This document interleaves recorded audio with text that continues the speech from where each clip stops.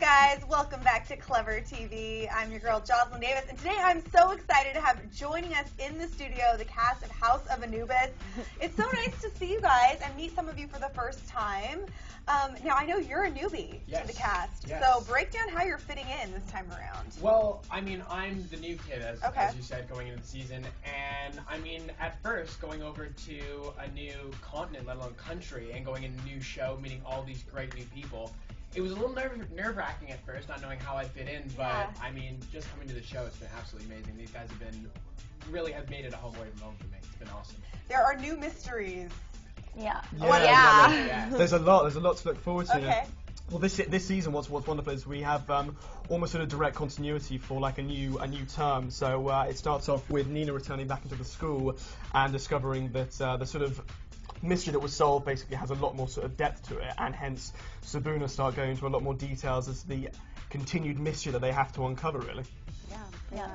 Crazy, and I love that it's set at boarding school. I went to just like normal public school, but there's always this like romanticized notion of living at boarding school. I mean, is that what it's really like? No, I can tell you. Speaking on behalf of the guy who went to boarding school. No, I remember when I left Downside, my boarding school that I went to, and I came onto the set to see House of Anubis for the first time. I thought, oddly enough, this isn't actually too far off what I'm used to, because everything was very pristine and very sort of well kept, and you know, hundreds of years old. It's supposed to be within the House of Anubis, and that's very similar to what was going on in my school. It's weird.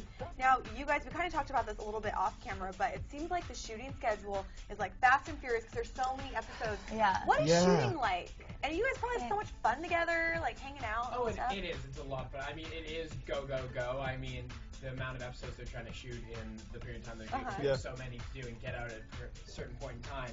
It definitely keeps us going, for sure. We never have a dull moment. But I mean, with all of us on set, we're always having a little laugh here, a little laugh. No, the best was so that we wouldn't go over time whenever we finished. At 6 o'clock, which is an hour before we wrapped, the crew would come out and bring the Sands of Horus, and it was an hourglass. It was a prop. And they called it the Sands of Horus. And Nick, who was the AD, who's in charge of keeping the schedule and keeping us on time, would freak out. Like, get that out of my face. I don't want to see it because look at the time and stress me out. Exactly. And they'd always be like, watch the sand. He'd hide it. They're like, watch the sand. Yeah. And Dave, our cameraman, would always have it whilst he was filming, so he'd just be like, holding And on the last day, they did like an African chant. They came out with drums and a tambourine. They're like the Sands of Horus. Oh my god. A lot of the comedy comes down to the crew. Yeah, definitely. Has to be said. It's so funny. I don't even know how you keep like a straight face. No, we don't. We struggled. It's really hard. When you've got to get a scene done and it's 6 o'clock, like Jade, if Jade is on set, and she just, you know, when someone's sitting next to you and they're like, and you just, we can't look at each other. Like, sometimes the director would be like, someone give that line to someone else. And Jade would be like, no, I can do it. Don't stop it. I'm so sorry. And she'd sit there, but it's just, it gets to a point where you're in a scene, and if Jade starts laughing, I can't look at Jade in a scene. No, I can't. And then I can't look at Brad in a scene if he's laughing too, because Brad never laughs. Brad's like the serious one. He'd sit down and he'd be like, guys, we have to finish this scene. Professional. And then Jade and I are just sitting there like, shaking. It's so hard. We're all such good friends. It's like, you know, you have that contagious laughter. So bad. We've all lived with each other for so long. It's so contagious, and it'll just go. And when you've been working for 10 hours, you kind of feel like a laugh. But then you can't laugh, and you've got to get this done because it needs to air. But that pressure makes it even worse. And you want to laugh even more. So would you guys say that there are any highlights, like any episodes that you're looking forward to seeing most? Maybe because there was something funny going on behind the scenes, or just like an episode that you loved the mystery and the intrigue? I don't want to give anything away. Oh, that's true. But there's a few, that's the thing. We have 90 episodes, all of which within each one there is always a cliffhanger at the end of it, and they're incredibly good. The writers at doing that, so there's so much to look forward to. However, I will say that I was really looking forward to how people respond to Eddie. Yeah, how do you feel? Eddie's really cool. And that episode's now come out, and I think. I haven't seen it yet, but I've just heard from what we've seen on Twitter and what we've seen on the site that it's been received really, really well. Yeah. Now, the other thing that I love about this show and the fact that it's on Nickelodeon is that it's the first live action, shot in another country, which is so groundbreaking and cool. What's that been like for all of you guys? Like, you guys are from the U.S., you're not, you're from England, I'm guessing, right? I mean, well, when I auditioned, I got told nothing. I didn't know it was for the U.S. I didn't know it was Nickelodeon. I didn't know anything about the character. It was just, I just went to the audition. I was doing my finals, and the audition happened to be next to my library. And I was at the library, so I just hopped along to the library, and they didn't tell me anything. So I got there to the first day of shooting, and they tell me that this is for the US, and it's, you know, for Nickelodeon and everything. You're like, what? I was like, oh wow, that's really cool. But I thought it was just for England, so I didn't know. I think what's also really great about it as well is bearing in mind that it's sort of in an English boarding school, which, if I may say, is something so different to what Nickelodeon and Lime as well have actually produced. I think the fact that it's based in Liverpool and in the UK kind of gives it that real sort of, again, uniqueness just because of the location of it. And it's very easy to kind of emulate what you see on a daily basis in the UK and then bring it back into Anubis, which is quite nice. And here are you guys, the luckiest people ever who get to go and live overseas. I mean, what's that been like for you? It's funny because I moved out to LA to do acting, and I never would have thought it would send me out of LA. Yeah, exactly. But it's been an incredible experience. I feel so lucky to have gotten a job that's allowed me to travel and allowed me to meet other people and work in another country, because that's really rare. And I've learned a lot, and it's been now 2 years that I've spent half of the year abroad, and I've kind of created a home away from home for myself, and that's something that I think is really special. It's been really, really amazing. It's absolutely amazing. I mean, being able to go over and the cool thing over there, I mean, you take advantage of it more than I do, but over on the weekends, you can skip off to France for the weekend. You go to Spain. Au revoir.